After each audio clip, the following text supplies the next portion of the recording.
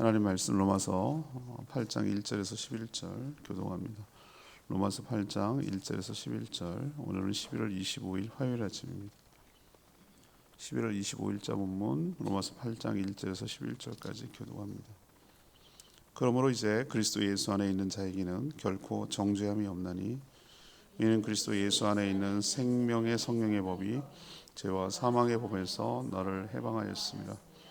율법이 육신으로 말미암아 연약하여 할 수 없는 그것을 하나님은 하시나니 그 죄로 말미암아 자기 아들을 죄 있는 육신의 모양으로 보내어 육신의 죄를 정하사 육신을 따르지 않고 그 영을 따라 행하는 우리에게 율법을 요구가 이루어지게 하려 하심이니라.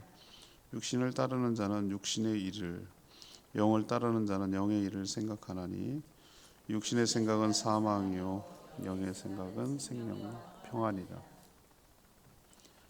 육신의 생각은 하나님과 원수가 되나니 이는 하나님의 법에 굴복하지 아니할 뿐 아니라 할 수도 없습니다.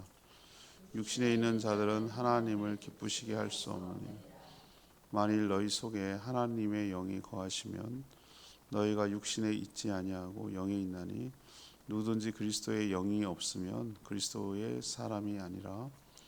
또 그리스도께서 너희 안에 계시면 몸은 죄로 말미암아 죽은 것이나 영은 의로 말미암아 살아있는 것이니 예수를 죽은 자 가운데서 살리신 이의 영이 너희 안에 거하시면 그리스도 예수를 죽은 자 가운데서 살리신 이가 너희 안에 거하시는 그의 영으로 말미암아 너희 죽을 몸도 살리시리라. 아멘. 오늘 키워드는 해방입니다. 예수 그리스도 안에 있는 자에게는 결코 정죄함이 없다. 왜? 예수 그리스도 안에 있는 생명의 성령의 법이 죄와 사망의 법에서 해방시켰기 때문이다. 사람이 할 수 없는 그것을 예수께서 율법의 요구를 다 이루셨기 때문에 가능하게 되었다. 영의 생각, 그것은 생명과 평안이지만 육신의 생각은 사망이며 결코 하나님을 기쁘시게 하지 못합니다. 그리스도의 영이 있으면 죽을 몸도 다시 살아날 수 있습니다. 이 얘기가 오늘 요약한 내용이에요. 그래서 오늘 질문은 예수 그리스도 안에 있으면 어떤 축복을 누리게 되는가? 예수 그리스도 안에 있으면 어떤 축복을 누리게 되는가? 이것이 이제 오늘 질문입니다. 먼저 1절에서 4절까지 말씀이에요. 해방되었기 때문에 결코 정죄함이 없다는 것. 결코 정죄함이 없다. 이게 바로 예수 그리스도 안에 있을 때 주시는 축복이에요. 사도 바울은 직전에 자신을 공고한 자라고 칭했죠. 어제 얘기했잖아요. 공고한 자. 그러면서 사망의 몸에서 건져낼 자가 누구냐라고 크게 탄식을 했어요. 어제 우리 묵상한 내용이 바로 그 내용이거든요. 그렇지만 제가 반전이 일어났다고 얘기했잖아요. 그 7장 25절에 뭐라고 반전이 일어났습니까? 예수 그리스도 안에 있는 예수 그리스도로 말미암아 하나님께 뭐한다? 감사한다라고. 갑자기 그렇게 죽을 것 같이 공고한 자 이 사망의 몸에서 누가 건져내랴 이렇게 탄식해놓고 왜 갑자기 이렇게 바뀌냐 이 말이죠. 이런 반전이 일어난 이유, 그 이유 핵심은 바로 성도가 예수 그리스도를 영접함으로 예수 그리스도가 성도 안에, 성도가 예수 그리스도 안에 존재하기 때문에 예수님과 동일한 효과가 나타나기 때문입니다.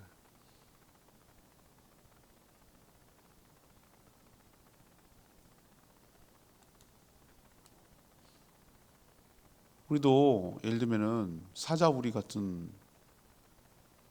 곳에 있다 칩시다. 사자 새끼는 고양이 정도 돼서 우리가 마음대로 다룰 수 있지만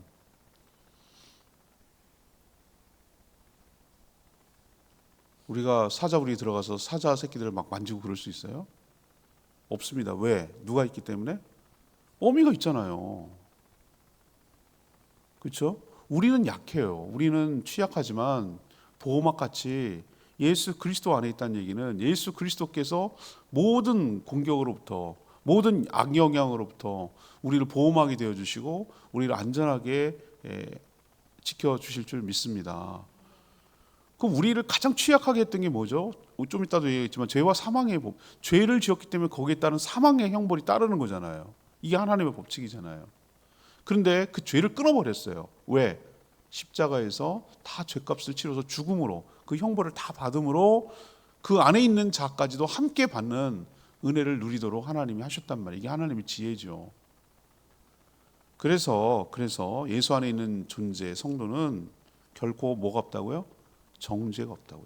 정죄가 뭡니까? 당신은 죄가 있어 라고 사형 온도를 내리는 거.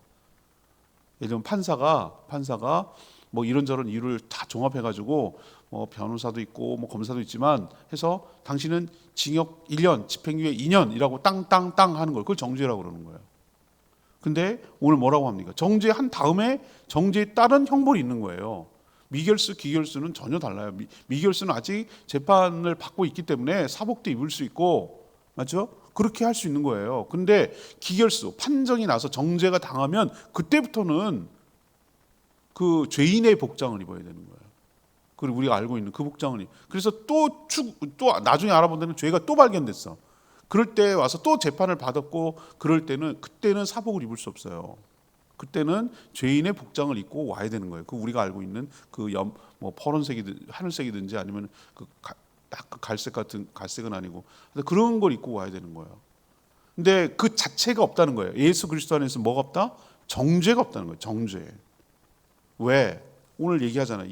저는 이 표현 참 멋있다고 생각하는데 예수 그리스도 안에는 우리는 없지만 예수 그리스도 안에 있는 생명의 법이 뭐냐면 법칙이잖아요. 영향력. 그 다음에 생명과 성령의 법, 성령의 역사로 일어난다는 거예요. 이게 생명의 성령의 법이 우리 안에서 그동안 작동하고 있던 우리에게 영향을 미치고 있던 어떤 죄와 사망의 법에서 어떻게 했다고요?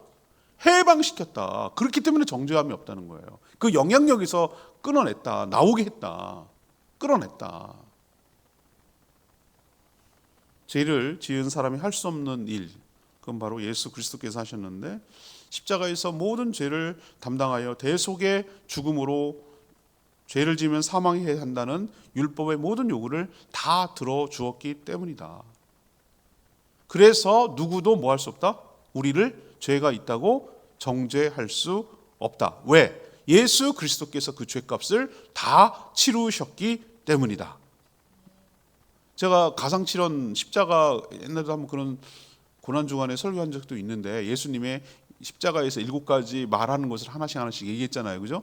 기억나세요? 옛날에 특별 새벽 기도 할 때 그때 맨 마지막 말이 제일 중요해요. 다 이루었다. 그래서 다 이루었다. 다 이루었다가 무슨 뜻입니까? 그때는 그 사람들이 그때 무슨 말인지 전혀 몰랐어요. 다 정말 다행인 것은 그것을 기록해 놨기 때문에 그 의미가 분명해졌어요. 다 이루었다. 이 얘기는 뭐냐면은 우리를 정죄하는 죄와 사망의 법칙에 따른 우리를 죄가 있다고 말하는 그 모든 죄값을 다 뭐했다? 치렀다. 다 빚 갚았다.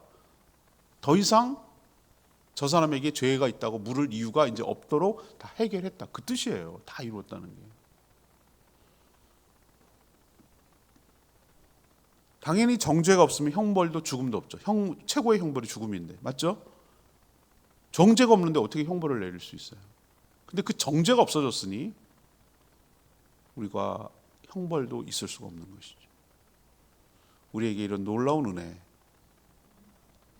은혜를 베풀어 주신 하나님께 늘 감사하며 죄와 사망의 법칙에서 생명과 성령의 법칙으로 해방시켜 주시고 누구도 정죄할 수 없도록 만들어 주신 하나님의 은혜에 감사하며 살아가게 되기를 바랍니다. 두 번째 5절에서 8절까지 말씀. 예수 그리스도 안에 있는 성도는 어떤 축복을 누릴 수 있는 하나님을 기쁘시게 할 수 있다는 거예요. 하나님을 기쁘시게 할 수 있다. 사도 바울은 이미 어제인가 그제 이렇게 얘기했죠. 묵상한 내용이지만 이미 자신의 내면에 두 법이 주도권을 가지려고 다투고 있다라고 고백했잖아요. 그래서 막 이 사람 정신분열자야, 이중인격자 이렇게 느낀다고 말했잖아요. 지킬하이드처럼. 그러니까 육신의 생각과 영의 생각이 서로 충돌하면서 그걸 사로잡으려고, 그 사람의 삶을 사로잡으려고 싸운다는 거예요. 육신을 따르는 자는 뭘 하죠? 육신의 생각을 따르는 자는 육신의 일을 합니다. 육신의 쾌락과 욕망을 따라 살아가요. 이게 육신의 생각이에요. 가만 보세요. 오로지 나를 위하는 거예요. 무슨 열심히 일하는 당신 떠나 이런 식으로 얘기하든지, 열심히 일했으니까 너한테 보상을 해야 된다든지, 다 일과가 다 끝나고 났으니까 다 맥주 한 캔 해가면서 자기한테 휴식을 줘야 된다든지, 열심히 일했으니까 카페 가서 빵 먹으면서 자기 그 정도는 용납이 되지만 더 나가가지고 오로지 자신의 육신의 쾌락과 욕망과 꾸밈과 그것만을 위해서 그것만 가득 차 있어, 머릿속에. 그것만 생각해. 딴 생각 안 해. 가득 그게 차 있어. 그 사람이 하는 일은 뭡니까? 오로지 자신의 육신의 욕망과 쾌락만을 위해서 시간을 보내고 에너지를 투자하는 거예요. 그러면은 그게 뭐겠다고요? 그렇게 살아가는 것 자체가, 육신의 욕망을 따라 살아가는 것 자체가 죄랑 연결이 되는 거예요. 죄를 짓기 십상인 거예요. 근데 반대로 영을 따라 사는 자는 영의 일을 생각한다고 그랬어요. 성령을 따라 살아가는 자는 성령을. 그러면 어떻게 할 수 있을까? 그걸 어떻게 하냐 이거죠. 육신의 생각은 뭐랑 연결됐다고 오늘 얘기하고 있죠? 사망, 곧 죽음과 관련돼 있다고 그랬어요. 이게 육신의 생각이에요. 그래서 사람 미워하고 죽이고, 자연 함부로 파괴하고 망가뜨리고, 자신을 학대하고 정죄하고 자기를 못 살게 하고 우울에 빠지고 죽고 싶고 이렇게 몰아가는 것이, 저는 통칭 다 묶어내면 뭐라고 할 수 있어요? 육신의 생각에 그렇게 사로잡아서 그 사람 움직여 나가는 증거라고. 사망과 관련이 있어요. 사망과. 육신의 생각은 그 결과는 사망과 연결되기 때문에 사망에 속한 모든 것들을 계속 이끌어 가도록 만들어내는 것이 육신의 생각이라고. 그럼 반대로 성령, 영의 생각은 뭐냐? 그 반대 지점이 있어요. 뭐냐면 생명과 평안이에요. 생명과 평안을 주는 쪽으로 몰아가요. 그쪽으로 이끌어가요. 그래서 생명을 살리고, 생명이 소생하게 만들고, 다시 살 용기를 주고, 재기하게 만들고, 버티게 만들고, 힘내게 만들고, 소망을 갖게 만들고, 맞죠? 이게 다 생명에 속한 것이에요. 그리고 또 하나는 뭐냐면은, 상황은 별로 좋지 않은데도, 그럴 수 있는데도 내 마음이 뭐예요? 믿는 구석이 있고 든든한 거 있고 나 혼자가 아니라는 생각 때문에 마음의 안정감, 평안을 준다면, 그 마음에 평안을 준다면, 그건 바로 성령의 일이고 성령의 생각인 줄로 압니다. 근데 오늘 뭐라고 그랬어요? 육신의 생각은 하나님과 원수가 된다고 그랬잖아요. 원수. 완전 반대라는 거잖아요. 하나님의 법에 굴복하지 않기 때문에 그래요. 육신의 생각은. 서로 반비례 관계 있어요. 이렇게 살면 살수록, 반비례 아시죠? 이렇게 살면 살수록 하나님과 멀어져요. 반대로 거꾸로 하나님의 뜻에 영의 생각을 따라 살면 살수록 육신의 생각은 멀어지게 돼 있어요.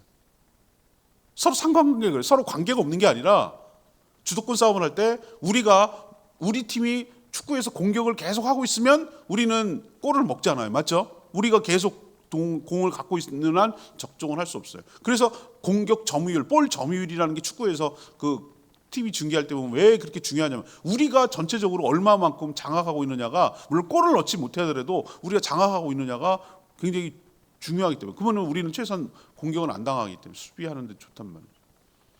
그래서 반비례 이런 곡선을 긋는단 말이에요. 이런 곡선. 그래서 하나님의 성령의 일을 생각하면 할수록 육신의 일이라는 줄을 줄게 돼 있고, 반대로 육신의 일을 생각하면 할수록 성령의 일은 그만큼 소홀하게 돼 있어요. 그래서 원수가 된다는 거예요. 서로가 원수가 된다.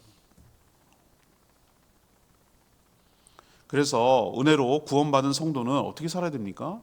주님의 기쁨으로 살기 위해서는 육신의 생각, 사망을 향해서 가고 있는, 불안, 평안이 없는 그런 사망을 향해서 가는 자기의 욕망과 육신의 쾌락을 위해서 살아가는 그것을 버리고, 시시때때로 주시는 성령의 인도함을 따라 거기에 순종하며 살아서 하나님을 기쁘시게 하는 삶을 살아가는 저와 여러분 되기를 원합니다. 전에는 그게 불가능하다고 말씀드렸죠. 왜 불가능해요? 선택의 여지가 없다고 그랬잖아요. 그러나 이제는 뭐가 생겼다고요? 죄를 거부하고 육신의 생각을 거부할 수 있는 권한이 우리에게 생겼어요.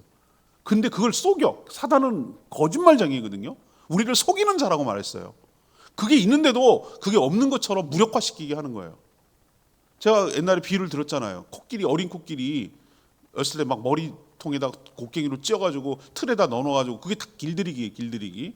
그리고 쇠사슬에다 발을 묶어놨으니 통에다 통나무 같은 묻어 못 움직여. 애가 어리니까 아직은. 그리고 그런 상태에 있는데 그 다음에 이제 몸집이 어마어마하게 커가지고 막 그런 거 문제도 되지 않는데도 불구하고 곡괭이 들기만 해도 겁이 나가지고 그 옛날 트라우마가 있어가지고 말 고분고분 잘 들어요. 그리고 쇠사슬에 기둥에 안 묶어놔도 돼. 그냥 쇠사슬에 그냥 발에다가 채워놓으면은 쇠사슬 소리만 나도 난 묶여있다고 생각해서 안 도망가요. 제 말 이해하시겠어요? 근데 그걸 알려줘도 못하는 거예요. 못해. 네가 해방됐어. 네가 힘이 생겼어. 이젠 그럴 이유도 없어. 그렇게 했는데도 못해요. 그냥 과거에 살던 대로 사는 거예요. 그게 사단이 하는 일이에요. 속이는 거예요. 속이는 거 우리를. 죄와 사망의 법칙에서 너를 해방시켰어 라고 말해도 그냥 안 믿고 안 하면, 안 도망가면은 그건 해방된 게 아니죠. 똑같이 사는 거죠. 여러분 인식을 가지셔야 돼요. 내가 그걸 할 수 있다고? 내가 살던 대로 사는 거지 뭐. 아니요. 해방됐다고. 그 영향력에서 사라졌다고. 이제는 네가 그 말 들을 필요 없다고. 하나님의 영을 따라 살면 사라진다고. 더 이상 죄에 맥없이 끌려가지 말고 성령의 인도함을 따라 주님을, 하나님을 기쁘시게, 나를 구원해 주신 하나님을 기쁘시게 하는 삶을 살아낼 수 있다고 이제는요. 그러니 그렇게 살라고 오늘 사도 바울이 촉구하고 있는 거 기억하시고, 그것이 바로 기쁨이에요. 하나님과 원수가 되지 않고 성도가 되어서 하나님을 기쁘시게 하는 삶을 살아갈 수 있도록 나를 만들어 주신 하나님께 감사드리며 주님의 기쁨으로 살아가는 저와 여러분 되기를 원합니다. 세 번째는 예수 안에 있으면 어떤 축복을 누리는가. 9절에서 11절까지인데 부활을 소망하며 살아갈 수 있어요. 부활을 소망하며 살아갈 수 있어요. 하나님은 이미 여러 선지자를 통해서 새 언약에 대해서 여러 언급을 많이 했죠. 새 언약의 핵심 내용 중에 하나가 무엇입니까? 하나님의 영을 각 사람에게 주시겠다는 거예요. 그 이유는 돌비처럼 율법이 사람 밖에 있으면 사람이 그것을 잘 지키지를 못하기 때문에. 근데 성령을 주셔서 그 안에서 하나님의 법이 깨닫게 되고 가르쳐주고 깨우쳐주고 생각나게 하고 인도함을 받을 수 있도록 해서 하나님의 말씀대로 살아갈 수 있도록 성령께서 역사하시기 때문에 가능하다는 거죠. 그래서 성령께서, 여러분 성령을 받으면, 제가 말씀드렸잖아요. 성령께서 내 안에 계신다는 게 어떻게 하냐고. 저는 종종 그런 걸 경험한다고요. 어떤 일을 판단할 때 어떻게 해야 될지, 이거 어떡하지? 이렇게 이제 그 선택의 순간이 다가오잖아요. 그럴 때 꼭 하나님께서 말씀과 함께 기도하다 보면은 말씀과 함께 그 생각이 떠오르게 하세요. 어떡하지? 하고 하나님께 묻고 기다려 보세요. 그러면은 하나님께서 순간적으로 어떻게 해야 되겠다는 마음이 이렇게 속에 말씀과 함께, 그 말씀 뭐 딱 몇 장 몇 절인지는 몰라도 돼요. 물론 알면은 그래서 암송을 해야 되겠지만, 그런 부분이, 이런 말씀 표현이 있었는데 이런 느낌이 와요. 느낌으로 와요. 표현이 좀 뭐한데, 당신은 느낌 따라 살아? 아니, 저는 말씀 따라 살아요. 근데 그 말씀의 형태가 느낌의 형태로 온다고. 그렇게 해서 인도를 해주세요. 그렇게 우리를 이끌어 가셔요. 그게 어떻게 가능하겠냐 생각해 보면, 내가 막 머리가 좋아서, 내가 막 성경을 많이 외웠기 때문에, 아니에요. 물론 그동안 통독한 것도 있고 설교한 것도 있고 여러 가지 말씀을 접했기 때문에 그런 것이 기반이 되는 건 사실이지만, 그러나 그것이 안 떠오르거나 안 생각나고 안 사로잡히면은 그게 무슨 소용이 있겠어요? 성령께서 그 말씀이 생각나게 하시고, 또 그대로 하면은 주님을 기쁘시게 할 것 같고, 그래야만 할 것 같은 마음의 결심을, 의지를 주세요, 저에게. 그래서 하나하나 인도를 받고 그렇게 하고 살아가는 것이지, 제가 무슨 힘으로 살아가겠어요? 우리 우둔하게 짝이 없는 사람들인데. 그게 바로 성령의 내재라는 증거고요. 성령의 우리 안에 계시다는 증거는 구원의 증표이기도 해요. 오늘 분명히 말하잖아요. 이게 구원에 관련한 중요한 구절인데, 누구든지 예수 그리스도의 영이 없으면 그리스도의 사람이 아닙니다 라고 얘기하잖아요. 그리스도의 영이 뭐예요? 성령이잖아요. 성령. 그럼 그리스도의 사람이 아니라는 뜻은 뭐예요? 구원받지 못한다는 뜻이에요. 영이 없는 몸은 죄로 말미암아 이미 죽은 존재라고 했잖아요. 성령님은 이미 죽은 후 3일 만에 죽은 자 가운데서 살리신 예수 그리스도를 이미 살리셨어요. 동일하게 성도 안에 있는 성령님께서 성도의 몸도 살려내실 줄 믿습니다. 그분의 능력으로 살려내셨다고 말하잖아요. 그래서 예수 그리스도 안에 살아가는 성도는 어떤 소망을 갖게 됩니까? 어떤 걸 소망하게 됩니까? 부활을 확신하며, 부활을 소망하며, 영생을 확신하며, 영생을 소망하며, 그렇게 살아갈 수 있게 될 줄 압니다. 이게 바로 죽음을 두려워하지 않는, 죽음을, 물론 저 칼럼에도 이번 주에 썼습니다만 친구 아버님이 돌아가셔가지고 갔을 때 제가 그런 즐겨 쓴다기보다는 그 조문 조의금을 보낼 때 그 쓰는 표현이 있어요. 자주 뭐 꼭 그렇게 쓴다는 건 아니지만 매번 자주 쓰는 표현이 뭐냐? 뭐 고인의 그 이제 떠나보내야 되는 슬픔과 아픔을 위로하면서 주님께서 위로해 주시길 바라면서 그 밑에 뭐라고 씁니까? 우리가 그럼에도 불구하고 부활의 소망과 천국의 소망, 천국의 확신을 가지고, 천국의 소망과 부활의 확신을 가지고 다시 만날 것을 기약하고 기대하면서 우리가 이 슬픔을 잘 이겨나가고 다시 만날 준비를 하며 살아가게 되기를 바랍니다. 이렇게 위로하는 거죠. 우리도 그리스도 안에 있는 자에게는 아까 얘기했지만 정죄도 없고 주님을 기쁘시게 하는 삶을 살아갈 수도 있을 뿐만 아니라 죽어도 죽는 것이 아니라 부활과 영생을 소망하며 살아갈 수 있는 것이 성도의 누릴 수 있는 특권이고 은혜인 줄로 믿습니다. 8절에 있는 말씀, 레위기 말씀 8절에 있는 말씀. 육신에 있는 자들은 하나님을 기쁘시게 할 수 없느니라. 성도는 자신의 노력이나 공로가 아니라 전적인 하나님의 은혜로 구원받았어요. 믿음조차 하나님의 은혜입니다. 그렇다면 구원받은 후에는 은혜를 주신 하나님을 기쁘시게 하며 살아가야 되는 것이 마땅합니다. 그런데 육신의 생각을 가지고 육신을 따라 살면 하나님과 원수가 된다고 했잖아요. 두 가지죠. 생각하는 것과 생각대로 사는 것. 이게 원수예요. 그렇게 살지 않으려면 성령의 생각을 가지고 성령의 인도함을 따라 순종하며 살아가는 것. 이게 바로 하나님과 원수가 되지 않고 하나님의 기쁨으로 살아가게 되는 것인 줄 압니다. 분명히 오늘 얘기했잖아요. 육신에 있는 자들은 하나님을 기쁘시게 할 수 없다고. 우리가 그렇게 살지 않으려면 성령의 인도함을 따라 성령께 순종하며 살아가는 저와 여러분 되기를 소망합니다. 오늘 말씀을 들어 성령이 오셨네. 찬양제 253장 찬양 253장 부르고 기도하겠습니다.